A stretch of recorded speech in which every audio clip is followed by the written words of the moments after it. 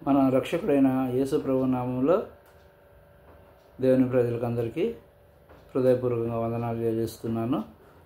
ఈ దినం పుట్టినరోజు పిల్లరోజు జరుపుకుంటున్న వారిని అందరినీ కూడా ప్రభువు బహుగా నిండారుగా దీవించునుగాక.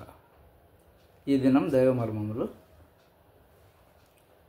దుఃఖపడు వారు ధన్యులు, వారు ఓదార్చబడదురు. మత్తయి సువార్త 5వ అధ్యాయం 4వ వచనం.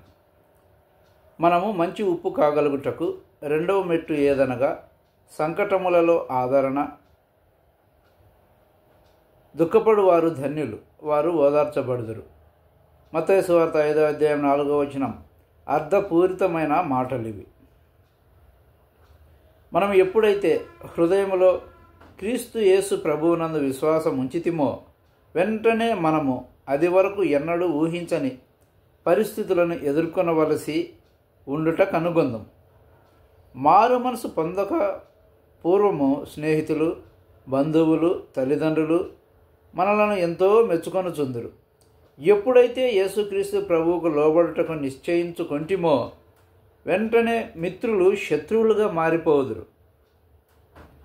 మనలను బహుగా ప్రేమించిన సహోదర సహోదరీలు, బిడ్డలు, తల్లిదండ్రులు మనలను ద్వేషించ మొదలెడుదురు. మా కుటుంబంలో నేనే జ్యేష్ఠ కుమారుడను. బాల్యం నుండి నా తల్లిదండ్రులు, సహోదర సహోదరీలు నన్ను బహుగా ప్రేమించిరి. నన్ను గాయపరచునట్టి లేక నాకు నొప్పి కలిగించునట్టి ఒక్క మాట ఆయనను వారు పలుకలేదు.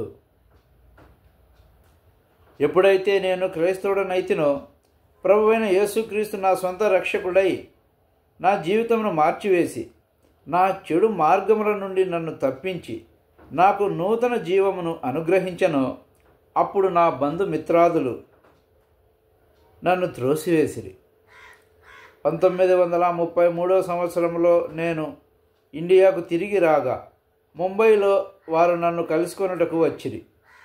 అది వరకే నేను ప్రభువు నా జీవితమును ఎట్లు మార్చివేసెనో ఆ వివరములు తెలుపుచు మా తండ్రికి పెద్ద ఉత్తరము వ్రాసి తిని. నీవు క్రైస్తవుడవైతివని మీ అమ్మకు నాకు మట్టుకే తెలుసునని చెప్పి మా తండ్రి ఇంకను ఇట్లనిరి. నీవు క్రైస్తవుడిగా ఉండుటకు మాకేమీ అభ్యంతరము లేదు. నీవు క్రైస్తవ కూటములకు వెళ్ళుట ఆపు చేయుము. నీవు క్రైస్తవ కూటములకు వెళ్ళుట ఆపు చేయము. ఎక్కడికైనా వెళ్ళు, ఏమైనా చేయుము. అయితే ఈ ఒక్క మనవి, మన ఇంటిలో ఉన్నంత కాలము నీవు క్రైస్తవుడనని చెప్పుకొనవద్దు. అప్పుడు నా తండ్రితో ఇట్లాంటిని, ప్రభు అయిన యేసుక్రీస్తు నా జీవితమును మార్చివేయని ఎడల ఇప్పటికీ కూడా పాపంలోనే జీవించేడివాడను.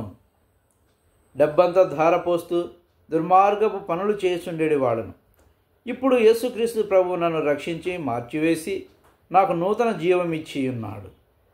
మీకు రక్షణ మార్గమును చూపించుటకు ఆయన నన్ను పంపియున్నాడు. నేను ముక్కు నోరు మూసికొనిన ఎంతకాలము జీవించగలను? అదే విధముగా ఇప్పుడు నా ప్రభువు నాకు జీవమై ఉన్నాడు. నేను ఆయనను బొంకితే జీవించడమేలాగు? అలాగైతే ఇంటికి రావద్దు అని మా తండ్రి అన్నారు.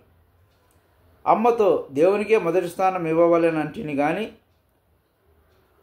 అంతకంతకు ఆమె ఏడ్పు అధికమగుట చూడగా ఈ తలంపు నాకు వచ్చినది. అమ్మను గురించి నేను ఇంటికి వెళ్ళెదను. నా తల్లి కదా, ఆమెను ఘనపరచవలెను.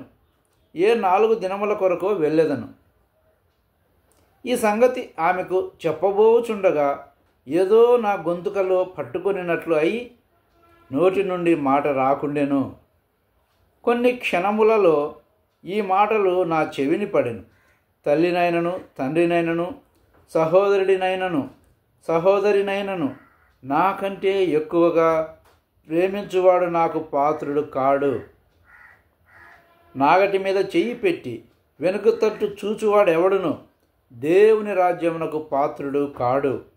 అప్పుడు నా తల్లితో, అమ్మా, నేను రాలేను, నాకు నా దేవుడే ప్రాముఖ్యము అని అంటిని.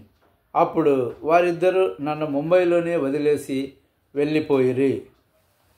ఇప్పుడు ఎడారిలో సెలయేరు.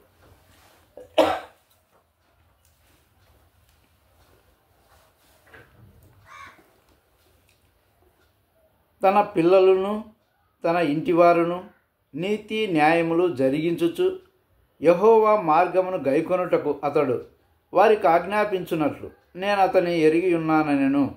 ఆదికాండం 18వ అధ్యాయం 19వ వచనం. బాధ్యత గల వ్యక్తులు దేవునికి కావాలి. అబ్రహాము గురించి ఏమంటున్నాడో చూడండి. తన పిల్లలకు అతడు ఆజ్ఞాపిస్తాడని నాకు తెలుసు. ఇది యెహోవా దేవుడు అబ్రహామును గురించి చెప్పినది అతనికి తెలియజేయనట్లు చేసింది. దేవుడు నమ్మదగినవాడు. మనం కూడా అంత నమ్మకస్తులుగా స్థిరులుగా కావాలని కోరుతున్నాడు. విశ్వాసం అంటే సరిగ్గా ఇదే. తన ప్రేమ భారం, తన శక్తి, తన నమ్మదైన వాగ్దానాల భారం ఉంచడం కోసం తగిన మనుషుల కోసం దేవుడు వెతుకుతున్నాడు. మనం తగిలించే ఎంత బరువునైనా తన వైపుకు ఆకర్షించుకోగలిగే యంత్రాలు ఆయన వద్ద ఉన్నాయి. కానీ దురదృష్టవశాత్తు మన ప్రార్థనలను దేవుని యంత్రాలకు కలిపే ఇనుప తీగె బలహీనంగా ఉంది. అందుకే దేవుడు మనకు స్థిరత్వాన్ని, దారుఢ్యాన్ని చేకూర్చడానికి విశ్వాస జీవితంలో శిక్షణనిస్తున్నాడు. మన పాఠాలను సరిగ్గా నేర్చుకొని స్థిరులై ఉందాం. శ్రమను నువ్వు తట్టుకోగలవని దేవునికి తెలుసు. అలా కాదనుకుంటే ఆయన ఆ శ్రమను నీ మీదికి పంపించేవాడే కాదు. శ్రమలు ఎంత తీవ్రమైనవైనా ఆయన మీద నీకున్న నిరీక్షణే వాటికి జవాబు. దేవుడు మన శక్తిని ఆఖరు అంగుళం వరకు కొలిచిన తరువాతే దానికి పరీక్ష పెడతాడు. ఆయనలో మనకున్న శక్తిని మించిన పరీక్ష ఎప్పుడూ మనకు రాదు. అందరికీ వందనాలు. Thank you.